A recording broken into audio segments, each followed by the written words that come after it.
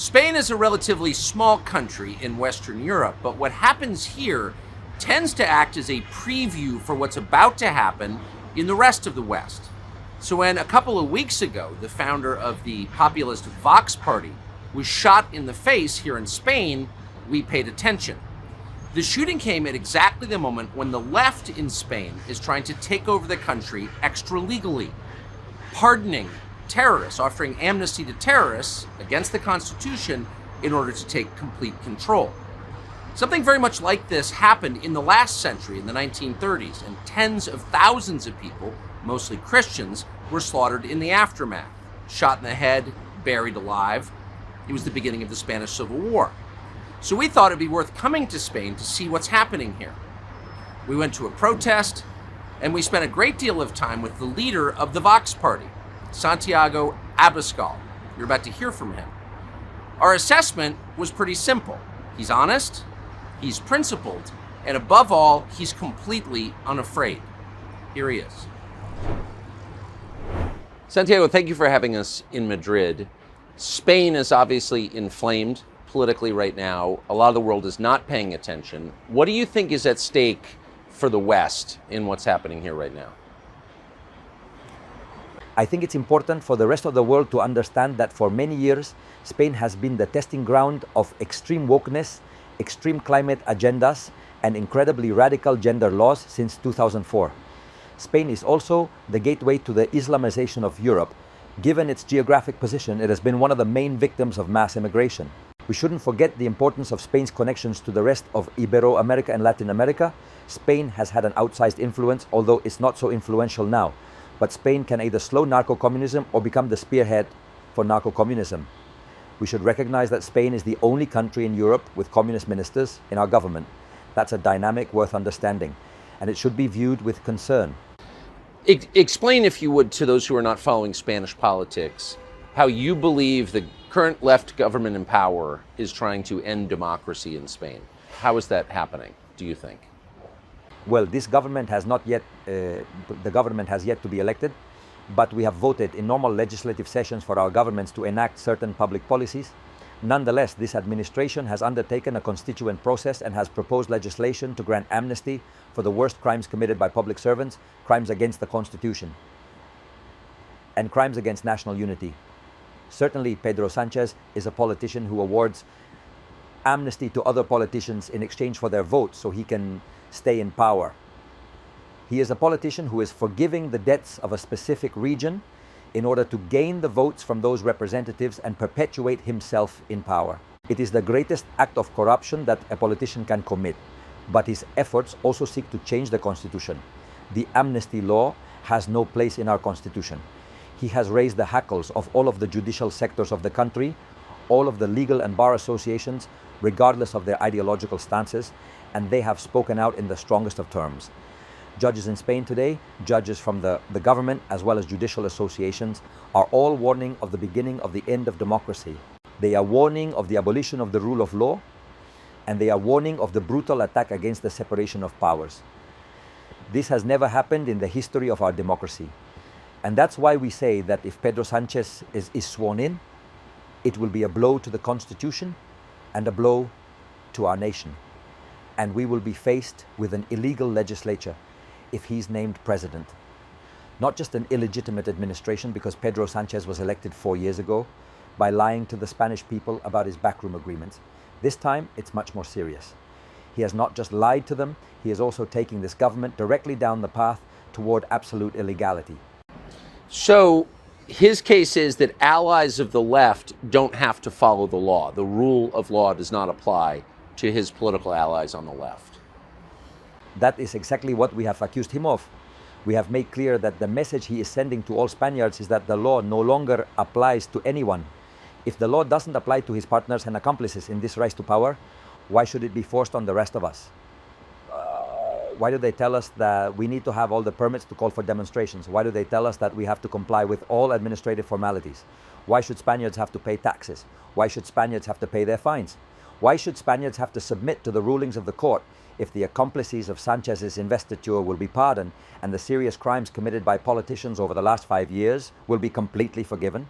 They will say there was no crime, that they did nothing wrong, and I think that's the worst thing that could happen. It sends a very dangerous message to society, and it puts our shared coexistence among Spaniards at risk. Why would we accept the legitimacy of the institutions ruled by the left if the left itself fails to respect the law? The left has passed extremist gender laws. It has passed a law on sexual consent called the yes is yes law, but it only affects them. The son of the well-known leftist magistrate was arrested recently, and he was set free almost immediately.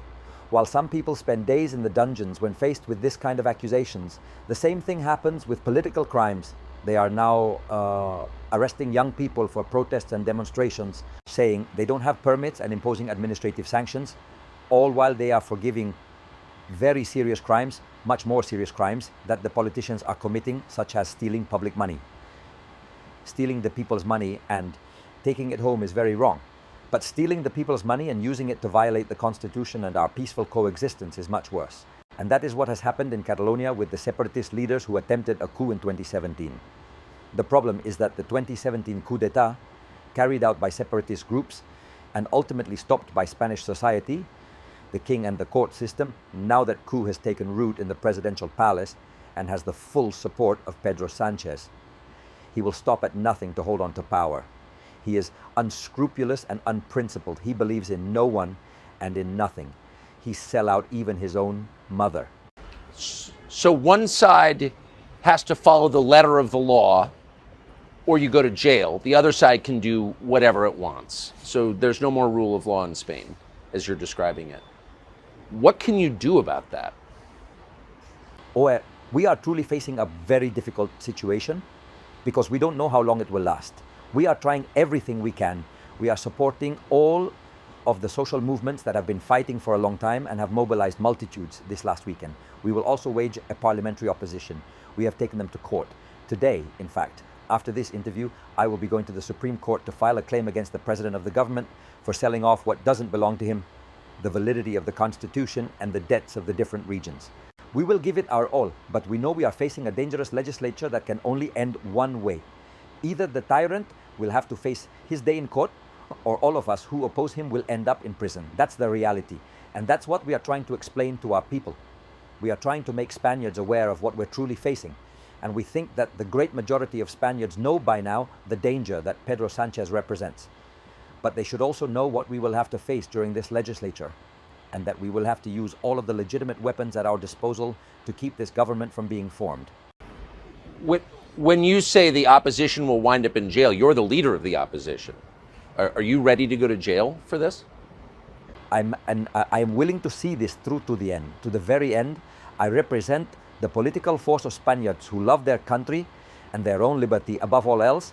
And I'm not the only person who is willing to go the distance, because Spain is still a united nation and Spaniards will fight to see our freedoms and equality under the law protected. I believe that our children and their future deserve all of our dedication in this fight. Who are your allies in this? Has the U.S. State Department, which has as its mission spreading democracy around the world, taken your side in your effort to preserve democracy? Have other nations spoken up on your behalf?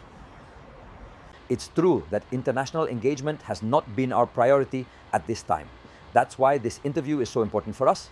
We've been focused on our domestic response, but we trust that this conversation can help people all around the world to understand this danger that Spain is facing and which goes beyond Spain's borders.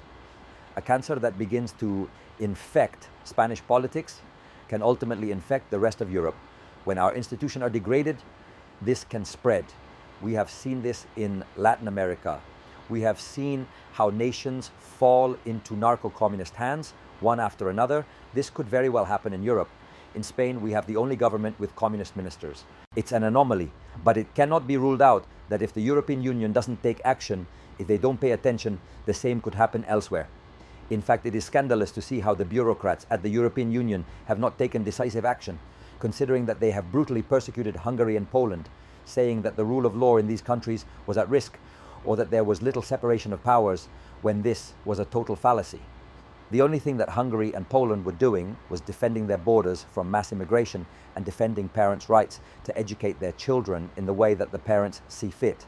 and that is what caused the crackdown from the European Union bureaucrats.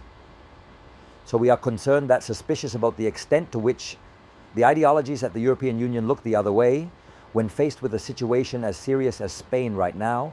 But we hope to have allies, as we have had all along the way. Vox has had important alliances in Europe with the prime ministers of Hungary and Poland, as well as the Italian Prime Minister, Giorgia Meloni. We have received support from many Ibero-American leaders and even from President Trump. Vox is a political party with important international connections, because we're sure that even though we are defending our own homeland, we are also defending many other citizens all around the world who face the threat of globalism and feel they are losing control entirely over their future. What the middle class is experiencing across the West is not limited to Spain. It also happens in North America and all of Europe. I think we face common enemies and must be able to respond in kind and look beyond our differences. The communists and socialists look beyond their differences and join together in the Puebla Group and Sao Paulo Forum, and on the other side we are rife with quarrels and spats. But I think that everyone can clearly see the problems with narco-communism on one side and wokeism and globalism on the other, with their implications for the middle class. We must find a way to work together and join forces around the world. One of the things that Spain has in common with other Western countries that are becoming less democratic is the involvement of George Soros, who's a major player in Spanish politics. Why would George Soros, who is not Spanish, has no connection to Spain that I'm aware of, be involved to the degree that he is in Spanish politics? George Soros is Hungarian. Not only is he unloved in Hungary, he's not well regarded in other countries around the world because he tries to exert his influence. George Soros was the first person to meet with the president of the Spanish government, Pedro Sanchez, when he was elected. I questioned Pedro Sanchez instead. I'm sorry, George Soros was the first person to meet with the newly elected left-wing Spanish president. George Soros. Exactly. That's the news that was published in Spain, and the government has never denied it. When I questioned President Sanchez about that meeting, he never answered before Parliament. He has never answered clearly. They admire people like that. There is this curious alliance between the extreme left and global multimillionaires. It is a strange alliance for this left wing that had been anti-globalization, but which now joins forces with the multimillionaires who want to rule the world and want to tell you how to live our lives while they live like kings. One of the things Soros has pushed here, as in the rest of Europe and the rest of the West, is mass immigration from the third world into your country. Does that have the support of the Spanish people? Does the average Spaniard want millions of North Africans living here? Absolutely not. The great majority of Spaniards, whomever they vote for, are against mass immigration. They want immediate deportations. When illegal immigration reaches our shores, they want anyone who has entered our country illegally, and of course anyone who has committed crimes, to be deported. They want Spanish citizenship to be revoked from people who have become citizens and committed crimes in Spain. That is the majority position for the Spanish people. We are well aware of that. It's not just the position of the Vox voter. It's a position even held by socialist voters too. But there is a specific public discourse, the discourse in the media and political arena, which is different from what people talk about on the streets and in bars. They are totally at odds with each other. It is truly surprising. And they even dare to stigmatize our own people. Anyone who wants immigration to be legal and orderly is called a xenophobe. What should we call them then? Endophoric. They hate their own people. Why do they want to condemn us to suffer the consequences of illegal immigration, the lack of security, and the degradation of public and health services? Why do they want to condemn those migrants to risk their lives at sea? Why is Soros funding organizations like Open Arms, a non-profit that also receives public funding and is the main culprit of the collaboration with human smuggling mafias in the Mediterranean? Why are we stealing away from those countries the very people who could help lift them up? Why are we condemning them to the Hunger Games, telling them that if they make it here illegally, they can somehow gain legal status, all while trampling our laws? It is an enormous and brutal contradiction that is hard to fight against. The leftist and globalist media machine immediately labels you and cancels you socially. They insult you and tell you that you are soulless, that you want the immigrants to die at sea, that you have no solidarity with them. But they are the ones inviting them in. The progressive politicians are responsible for the deaths on the Mediterranean. This is not a judgment, it's merely an acknowledgement of mathematics, but the Spanish birth rate is far below replacement. The Spanish are not reproducing themselves. Your immigration rates are among the highest in the world. in 100 years, Spaniards will be a small minority in their own country. Small minority. Do you think your average person knows that? I think so. I think it's a matter of concern for average citizens. Spain has to look to the example of France, Sweden, and Germany, where Islamization and social change have been brutal. But there is no incentive for a demographic renaissance in Europe. There is an incentive in Hungary. Families in Hungary that have 3 children are exempted from paying income taxes for the rest of their lives. What do they do in France and Sweden? They cut a check per child. And who is having children? Often those who aren't working. It's perverse. We have to find a way to foster demographic renewal in the European nations. Europeans want, the majority of us want to preserve our identity. We want to preserve our roots, our way of living in freedom. We want to preserve equality between men and women, something which some cultures and religions don't understand. That's what we are facing. It's not just any kind of immigration. We are facing immigration that is totally incompatible with our way of life, especially other European nations. Because Spain also receives immigration from Latin American countries, our brothers and sisters who speak the same language and share the same worldview. Integration in that way is much easier and more natural. I've been struck in the time we've been here by the state of free speech in Spain. Franco was much criticized for censorship, but it seems in modern Spain, you are not allowed to say certain things. Apparently, it's against the law to have certain opinions about Spanish history. You're not allowed to criticize immigration. How did you get to a place where a Spanish citizen can't say what he thinks? Wokeism has been taken to the extreme. If you speak out against extreme feminist legislation or gender laws, you are immediately called sexist or transphobic. If you want to speak freely about your history, you are immediately called a fascist. If you believe in national unity and want to defend it from separatism, they call you a centralist and authoritarian. They try to cancel you and pass laws to convict you on the basis of your ideas and your beliefs. They turn right-wing thinking into hate so that only the left can be legitimate. That's what is happening. They take it to the extreme. Even in the parliamentary record, they strike some of the expressions we use. The other day, I accused the president of being the most corrupt president in the history of Spain, precisely because he will gain the office by granting amnesty to other politicians in exchange for their votes to hold on to power. That was struck from the parliamentary record. And when we have used the phrase philo-terrorists, for those who we should rightly call terrorists, because they are the legacy of the ETA terrorist group and have seats in Spanish parliament, that was stricken from the record. There are 2 separate yardsticks. The left can say whatever they want. Progressives can say anything. But the rest of us must hold our tongues. They've made the rules. They've passed a memory law that says there's only one way to interpret the past, the way the left believes things are. And that's not acceptable to Spaniards. Nonetheless, they have been able to pass all these laws with the support of the extremist, communist, or separatist groups who don't believe in Spain, who don't care what happens here, who don't care if Spain's national economy tanks. That's why they support administrations like that of Pedro Sanchez. It's interesting. I mean, Spain, and not to dig up the past, but was the site of the biggest mass slaughter of Christians in Europe less than 100 years ago. Thousands of clergy, priests, nuns, bishops were murdered by the left in Spain. And those ideas still exist in Spain. And so it's striking to me that church leaders aren't denouncing those ideas, since there was just a mass slaughter of Christian clergy in this country less than 100 years ago. Why is the church not speaking out against these ideas? I think those hierarchies have always been closely tied to power. During the Civil War and in previous eras of the Republic, which have since been idealized by the left, Spain faced brutal and unparalleled religious persecution. The church has suffered some of the greatest persecution against Christians anywhere in the world. And now those are precisely the things we aren't allowed to talk about. They want Spaniards to believe that the left and communism defended democracy. It's not true. The left and communism defended Stalin. The left and communism persecuted religious freedom. The left, communism, and socialism hate freedom in all arenas. They have only brought death and ruin, nothing more. Wherever you go, there is no place in the world where socialism or communism have brought anything good anywhere on this planet. And that's what they don't want us to say. It's true that with the fall of the Berlin Wall, they lost that banner of class struggle. Now, in Americas, in Europe, and in Spain, the working class votes for parties such as Vox. The left has needed to find other forms of social confrontation and division. It's cultural Marxism. They try to use other elements.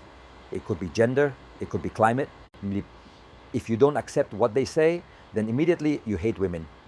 If you don't accept climate legislation, such as the climate laws that have been passed in the Spanish Parliament that prohibit the exploration and extraction of our own natural resources, these laws were passed 2 years ago in Spanish Parliament.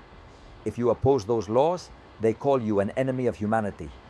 That is what the left has resorted to in order to divide our society and gain power. They call you a woman hater, but their policies have resulted, I think, in a huge increase in violent rape in your country. Am I missing something? No, it's absolutely true. Rape has multiplied in Spain since Pedro Sanchez came to power, because they have passed a law, a total botched job, that intended to protect women. But it has put a huge number on rapists back on the street, 120 dangerous rapists on the street, and convictions have fallen to just 1,200. That's what they have brought. Moreover, this incentive to massive illegal migration from other countries where there is no respect for women is also behind the surge of sexual crimes in Spain and Europe that we were unaware of, that we couldn't even imagine. Gang rapes have multiplied in Spain, and that's under the most feminist government in history. That's under a government that has created a ministry of women, and they have ended up passing this law that puts rapists on the street. This government is a total lie. This government has betrayed its own people. This government is presided over and led by people with no scruples. They only have a thirst for power and an ideological obsession. They don't believe that they have to govern for all. They are sectarian extremist people with a thirst for power. That is what communism and socialism have always been. So historians often say that what happened in Spain in the late 1930s was a preview of what happened in the rest of Europe and the world in the years after. It seems that way again. It seems the battles that are taking place here, the ideological, political, and legal battles, are a preview of what is happening, of what will happen in the United States, in Great Britain, in France, in the entire West. What would you say to those countries looking at Spain? What lessons are you learning that you think people who actually care about democracy in the United States or the UK or New Zealand or Australia or Canada, what should they be learning from what's happening to you? The truth is that Spain is influential, for better or for worse. If Pedro Sanchez is able to take office, he won't just be the president of the Spanish government, it is also Spain's turn to be at the head of the European Union. That is to say, Spain's influence can go beyond our own borders. I think that for many years, Spaniards have suffered from a terrible lack of national self-esteem, rooted in a sense of guilt about our history. An absurd sense, because Spain has had a glorious history in the Americas. Spain's contribution to universal history includes the greatest work of brotherhood ever produced, with racial mixing and evangelization. I think that Spain has nothing to be ashamed of. We should be proud. But there is a black legend that has made Spaniards often feel shame about their own country. And the left has forsaken the homeland. It associated its homeland with the right wing and rejected our history entirely. The other day, during the Spanish military parade, I was seated among the other authorities, and the Legion, the police, and the civil guard were parading by. All the different branches. The airplanes flew overhead. The infantry and cavalry were there. Nobody clapped at all, until the tax agency came through, and then the socialists and communists who were sitting behind us began to applaud. For them, the homeland just means paying taxes. Our flag and anthem disgust them. They are ashamed of our history. There is no national self-esteem. And I think that has been one of Spain's greatest problems. When there is no vision, when there is no pride, a nation can fall to any action and fall into any hands. Spain did end human sacrifice in the Americas. That seems like something we're celebrating. So last night we... Well, it should be celebrated by Hugo Chavez and everyone who today, each in their own way, represent the best justification of what Spain did. The historian Venancio Caro said that the faces of Indians today are a living document and our greatest justification. Spain has never been a racist country. Spain worked for racial mixing and evangelization. Of course.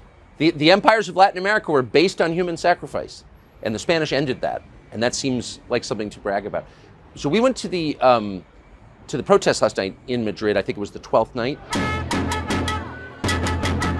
How long do you expect those protests to continue? I can't tell you how I think they will last. I'll say how long I think they should last. I think they should last either in this strategy or some other way, as long as this administration remains in power. If they do take office, the day after tomorrow, Spain will be faced with an illegal government that will last for 4 years. A government that says the laws only applies to its opponents, but not to its partners. A government that is willing to threaten judges with parliamentary investigation commissions. A government that does not believe in the separation of powers. A government that doesn't believe in Spain. I think that the danger is so great that Spaniards will have to adopt permanent protest. And finally, how do you think this ends for you? When you say your prayers, or you're in a quiet moment and you think about the rest of your life, honestly, how do you think this ends for you? The truth is, I don't think much about it, about what the future holds for me. I honestly don't give it much thought. I have 4 children. I think a lot about their future. And just like many other Spaniards, I am extraordinarily worried about the country they will inherit. I think that our nation is something that transcends us. The nation isn't just made up of all the Spaniards here today. It's not just the people you can see walking down the street. Our nation is our history. It's in the cemeteries where our forebears rest. The nation is the sum of the living, the dead, and those yet to be born. So I take a more transcendental view, and not just transcendence in a religious sense. I think that what we do today, even if we aren't victorious as we hope, can make it so that others in the future, our children, future generations, can achieve that victory. It will have been worthwhile. We're certainly rooting for you. Thank you for spending this time with us. It has been an honor for us. Thank you very much, Tucker.